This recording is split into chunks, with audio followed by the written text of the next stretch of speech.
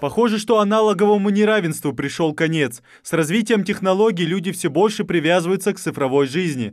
Положить конец мучениям с плохим изображением и отсутствием выбора решили в 2009 году, полностью переосмыслив привычное для нас понимание телевидения. Если раньше в пользовании у жителей страны было максимально 7 каналов, то благодаря цифре это число возросло до 20. Каналы на любой вкус, как информационные, так и развлекательные. В наш регион цифра пришла сравнительно недавно, однако быстро получила широкую популярность. Хорошее качество, а самое главное, полное отсутствие абонентской платы. На этот раз все удастся. Чтобы полноценно пользоваться новым телевидением, необходимо специальное цифровое оборудование. В простонародье приставка. Хоть стоимость ее совсем невелика, не каждый может ее себе позволить. Помочь людям в этом вопросе решили в администрации сельского поселения Троицкое. Малоимущим и многодетным семьям предоставили все необходимое оборудование для приятного просмотра любимых телепередач.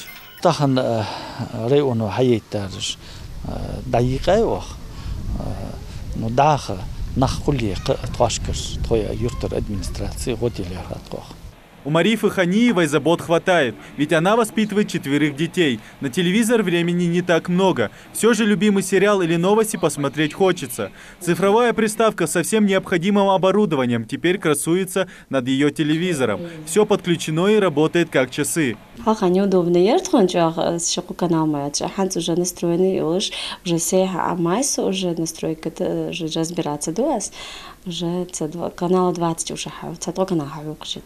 Марифа быстро освоила новое ТВ. Однако многим кажется, что самостоятельная настройка цифровых каналов – что-то сложное и непонятное. Перейти на цифровое телевидение очень легко. Достаточно приобрести специальную приставку, зайти в настройки и нажать автопоиск.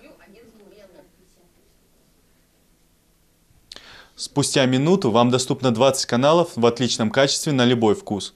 Про семью Тангиевых тоже не забыли, ведь в доме 5 маленьких детей. Как признается хозяйка дома Луиза, просмотр мультиков не только помогает развлечь детей, но и заниматься домашними делами, пока малыши заняты. Приставку, один канал жду 20 каналов, жду.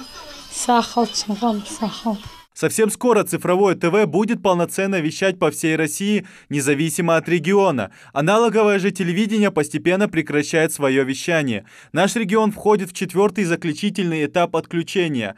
14 октября в Ингушетии приостановят старое ТВ, а тем, кто не успел перейти на цифру, стоит поторопиться. Идрис Ижиев, Асхаб Белакиев, Новости 24.